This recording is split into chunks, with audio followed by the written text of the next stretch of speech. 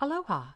This is Module 3, the final module for the SPO 100 Competitive Sealed Bidding Method of Procurement training course. Click the Next button to get started. This course provides general navigation functions. Use the Topics menu to jump to a specific topic in this course. Use the arrow buttons to play, pause, replay, or move backward and forward within a section.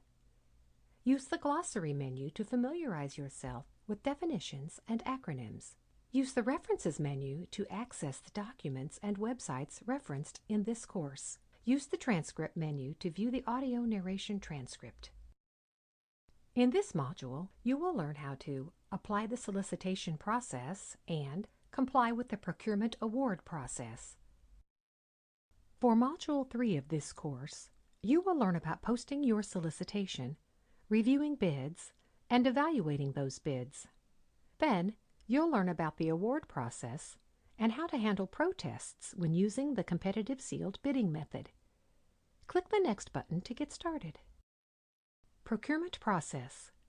Learn what goes into the competitive sealed bidding procurement process.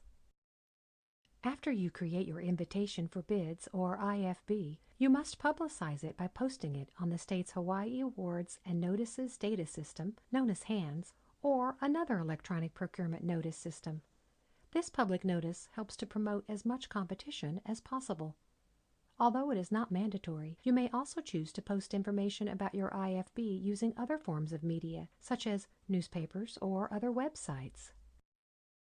Let's take a minute to learn about the information to include in your public notice in accordance with HAR 3-122-16.03. Click each box to learn more.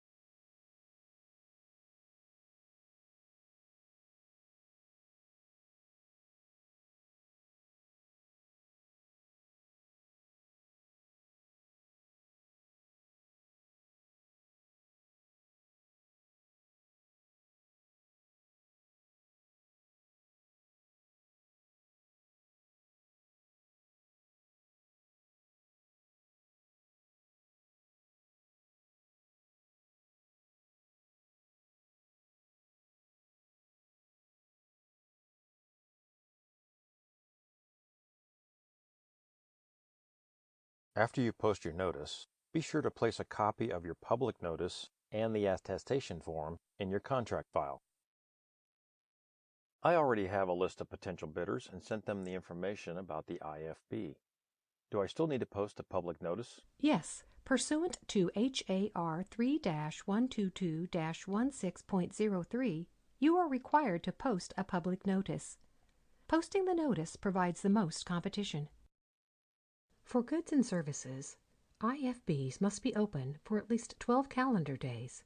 This timeline includes the day of the public posting and the day of closing. For construction, a minimum of 15 calendar days must be provided between the date of the pre-bid conference and the date set for receipt of offers. For multi-step IFBs, the first phase is at least 17 calendar days, and the second phase is at least 12 calendar days. What if we want to extend the deadline of bid responses by a week after we have publicized the notice and posted the IFB? Is that okay? Absolutely. Just make sure you issue an addendum to extend the deadline and update the information on the procurement notice system and anywhere else you may have published it. When you need to make a change in your IFB, you may do so before the closing by issuing an addendum. Typical reasons are to change the quantity, description, delivery schedule, or scope of work. We highly suggest listing closing date changes first, no matter how many other changes are included in the addendum, because you want to make sure bidders can get their bids in on time. Addenda may require that offerers acknowledge the receipt of the addendum issued. The addendum must be sent out to all prospective bidders known to have received the solicitation or have submitted the notice of intent to offer. Click the image to see an example of an addendum. What if the bidder submitted their bid early and realized a mistake was made in their bid? Per HAR 3-122-16.07, as long as they send you a written request prior to the date you will open bids, bidders can make changes or even withdraw their bids. So they could send me an email with the changes? It depends. If it was solicited through an electronic procurement system, the bidder can amend their bid through the system. If not, the bidder can send a copy of the changes in an email or via fax, but the original document still needs to be sent within 2 working days after the email or fax. One more question. You said they can make changes prior to the date of bid opening. Is it ever okay to accept late changes or withdrawals? Pursuant to 3-122-16.08, normally, you would return late bids, unopened, to the offerers. However, there are some exceptions. For instance, if the lateness was due to an office being closed for an emergency on the dates the bid were due, you can take that information into consideration for allowing a late submittal. A pre-bid conference is used to explain the procurement requirements and allow bidders to ask questions to help them more accurately price bids. It's mandatory for construction, including designing buildings, for IFB projects of $500,000 or more.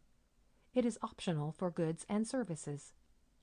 When you need to hold a pre-bid conference, ensure that the conference is held at least 15 days prior to the submission of bids. Be sure to invite all interested parties such as potential bidders and subcontractors. When you receive questions during the conference, make sure to record them. A summary of the conference and clarifications to the solicitation after the pre-bid conference must be done via formal written addendum. Remember, if you need to make a clarification to the solicitation after the pre-bid conference, it needs to be done via a formal written addendum. Now that you know a little bit about the procurement process, let's see if you can determine whether this scenario requires a pre-bid conference.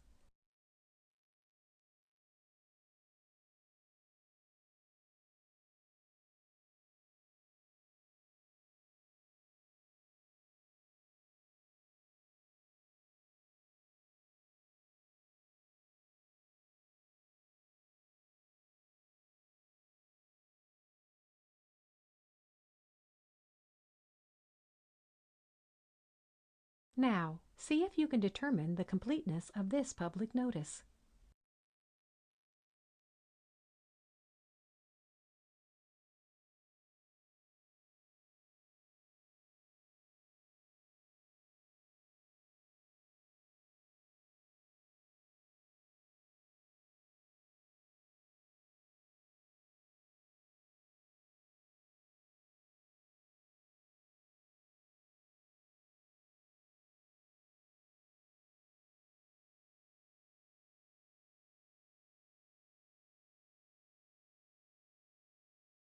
As bids are received, they must be date and time-stamped and stored in a secure place. Electronic bids are automatically date and time-stamped. Bids not received by the deadline should not be considered. Bids are to be opened publicly with witnesses in the designated area at the specified date and time indicated in the IFB. As soon as the opening date and time passes, the bid becomes public information. For bid responses that are not received through an electronic procurement system, the bid opening, bidder names, bid prices, and other information are read aloud. A bid opening log is used to list the IFBs, attendees, and purchasing specialist in charge of the bid opening. Click the image to see an example of a bid opening log. What happens when a bidder marks information as trade secret or proprietary data as confidential? The procurement officer or designee in the meeting would examine it to determine the validity of the request. Regardless of a confidentiality designation, the prices, makes and models, or catalog numbers of items offered are always made publicly available. So, if that person says it should be disclosed, but the vendor still doesn't agree, it has to be disclosed anyway? Not necessarily. It wouldn't be disclosed at the meeting. but it would go to the Attorney General or Corporation Counsel to make a final determination in writing. What if they also say the information should be disclosed? Can the vendor do anything to fight it? The vendor could still file a protest before exhausting their resources. But when all is said and done, if the information is determined to be disclosed, all of the vendors who were at the opening will be notified in writing that the information is being publicized so that they can request a copy of that information. There are times when an IFB may need to be canceled. It is important to consider if a cancellation is in the best interest of the agency. Remember, everyone has spent a lot of time and effort to create the IFB and potentially respond. When you decide to cancel your IFB, you must send all solicited businesses a notification that includes an explanation of why the solicitation was canceled, citing the statute or rule allowing it, and when the opportunity might be resolicited in the future, if applicable. Also, be sure to place a copy of this notice in your procurement file. Click each box to learn about 4 reasons for canceling prior to the IFB deadline.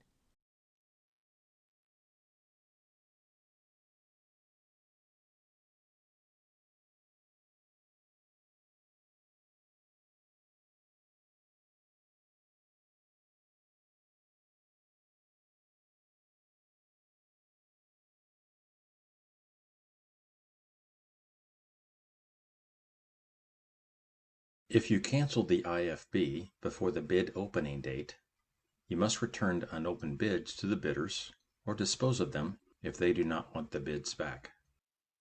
Refer to HAR Section 3-122-98 to learn more about this process.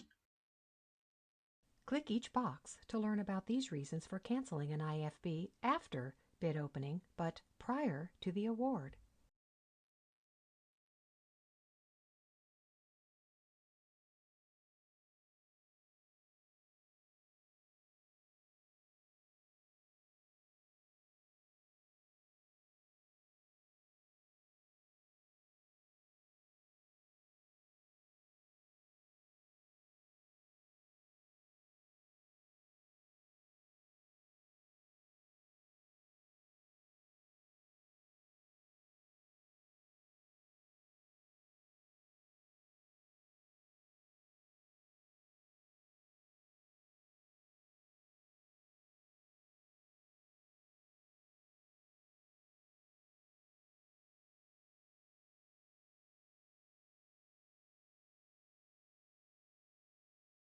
Let's see if you recall some of the reasons you would cancel an IFB after the bid opening, but prior to the award.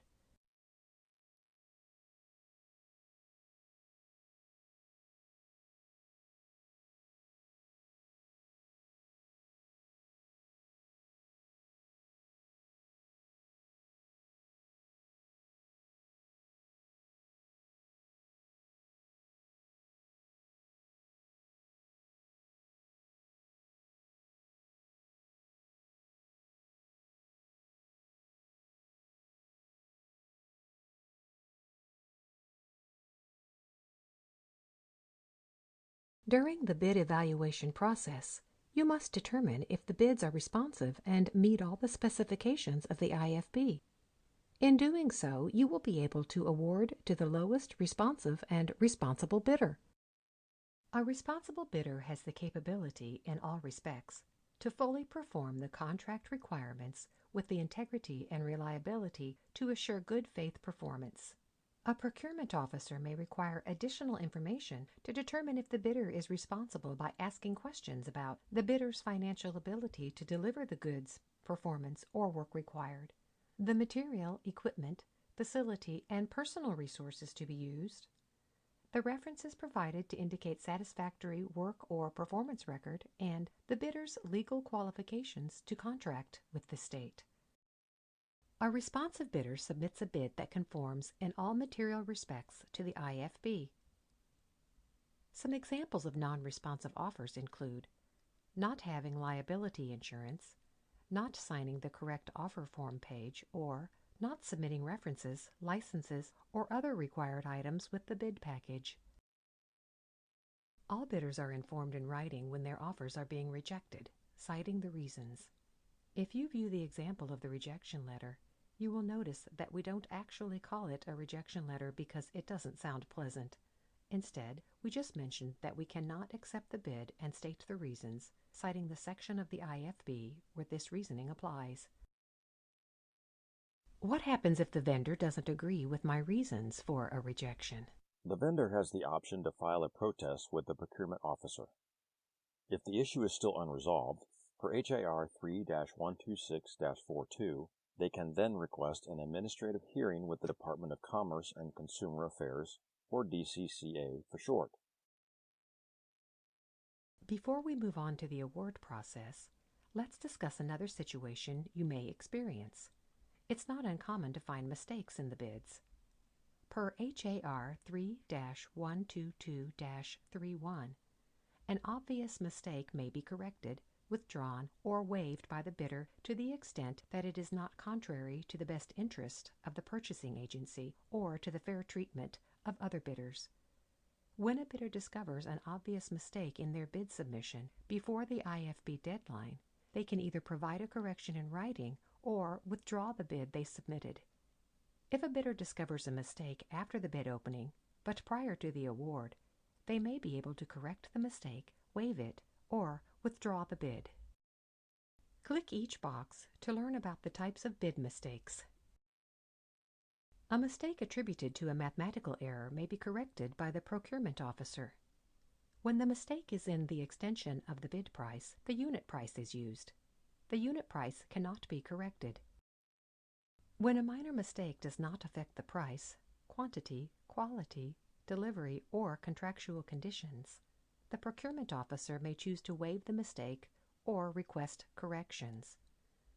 Examples of minor mistakes include typographical errors, such as misspelled words, transposition errors, such as a decimal point obviously in the wrong place, and missing original signatures on the bid, as long as the bid includes other material indicating the bidder's intent to be bound. For obvious mistakes that affect price, quantity, quality, delivery, or contractual conditions, the bidder may formally request to withdraw the bid. Mistakes can be corrected or withdrawn after the award. When they are discovered, it is obvious that the mistake will have an impact on the award. Changes to these mistakes are allowed when the CPO or HOPA makes a written determination that it would be unreasonable not to allow the mistake to be remedied or withdrawn. Let's see if you can determine what a vendor can do about a bid mistake in this scenario.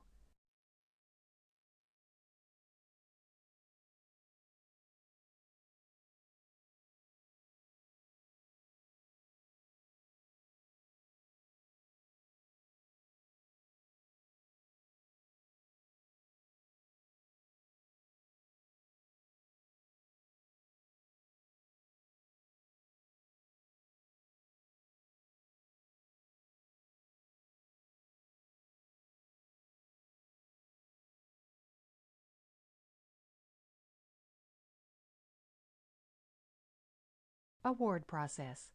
Learn what goes into the award and protest process. IFB awards are made to the lowest responsible bidder based only on the objectively measurable criteria specified in the IFB. When considering the factors used for evaluation of bids, keep in mind that these factors do not need to be so exact as to predict the actual cost of the purchase. However, they should be reasonable estimates based on currently known information and treat all bids fairly. Click each box to learn about the additional items that may be required to ensure the bid meets criteria.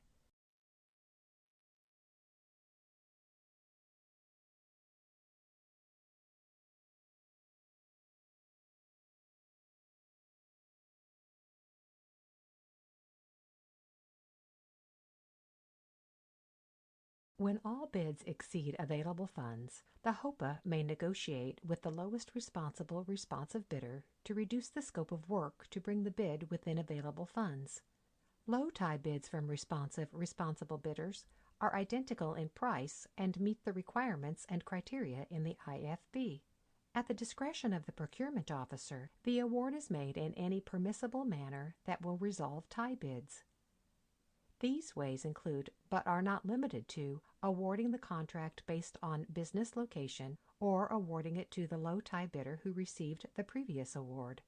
If no such method can effectively resolve the tie bid, a written determination is made stating that fact. Then, the award may be made by drawing lots.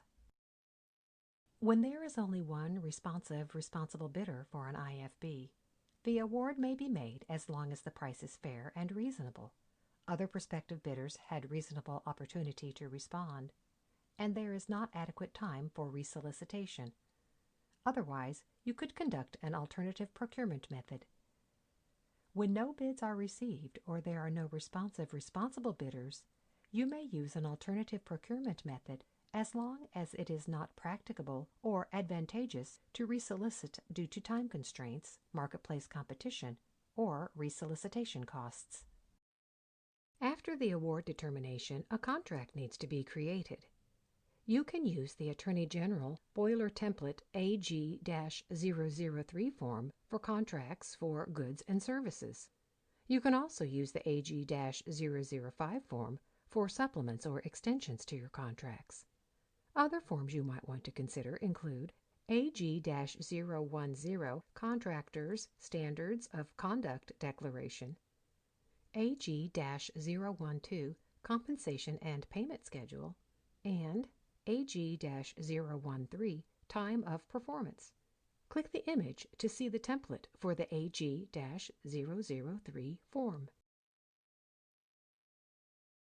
Here's some good news that was announced in Procurement Circular 2020-04.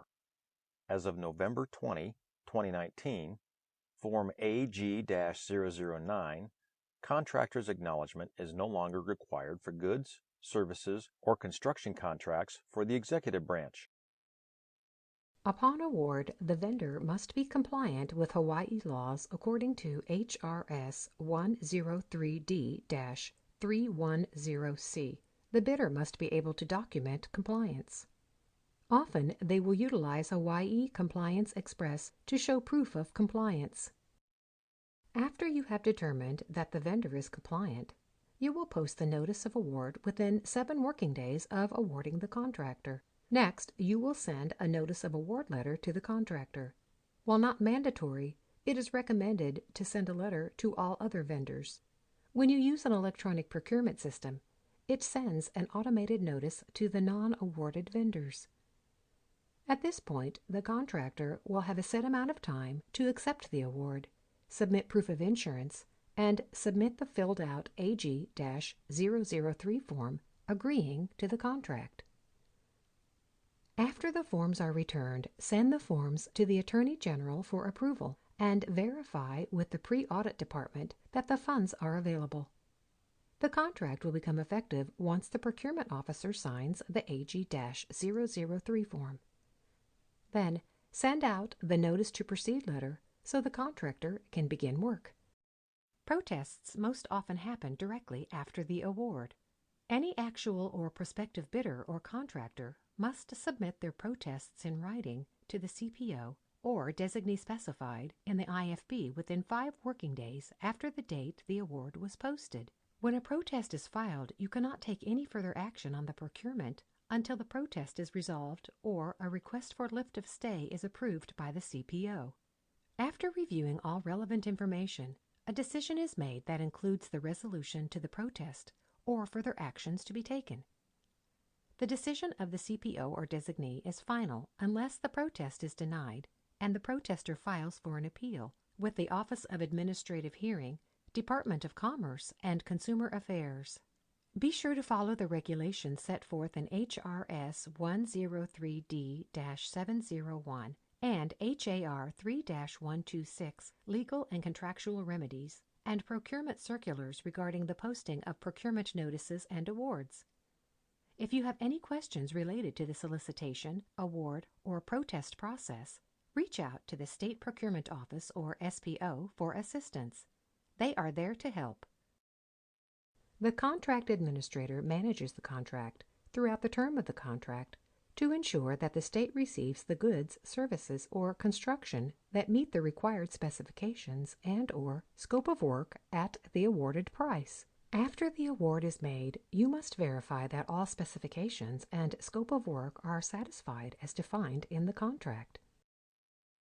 For transparency purposes, all documents relating to the solicitation and debriefing that are not marked confidential are considered public information and, therefore, may be released to anyone requesting it through the Office of Information Practices process.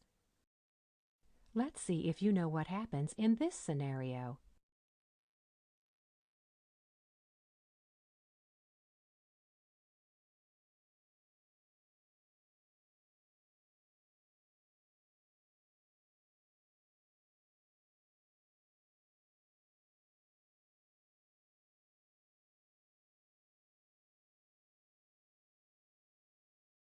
Let's take a look at some references and contact information you may want to use when using the competitive sealed bidding method.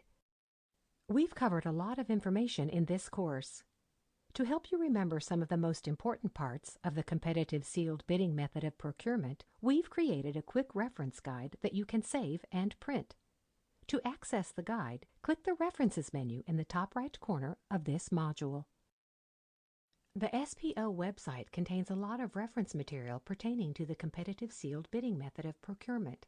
You can find hyperlinks to these references in the Quick Reference Guide attached to this course. The SPO website also provides mandatory and recommended on-demand training for your department's procurement personnel. To view the available training, navigate to the SPO website, select Training for State and County Personnel, and then select SPO Training. Let's take a minute to review some key points from this module. In this module, you are presented with information to help you navigate the competitive sealed bidding method of procurement. You should now be able to apply the solicitation process and comply with the procurement award process. This concludes the SPO 100 Competitive Sealed Bidding Method of Procurement training course. To receive credit for this course, you are required to take an assessment and pass with a score of 100%.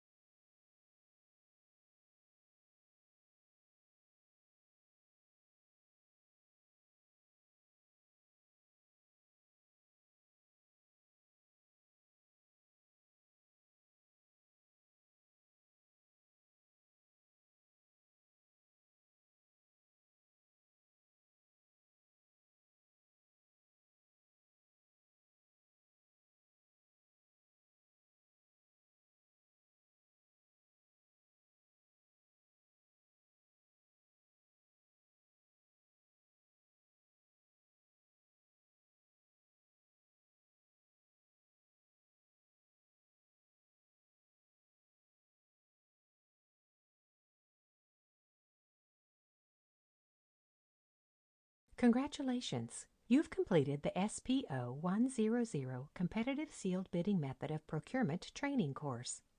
We appreciate feedback and request that you fill out a short survey to let us know how we did. Mahalo!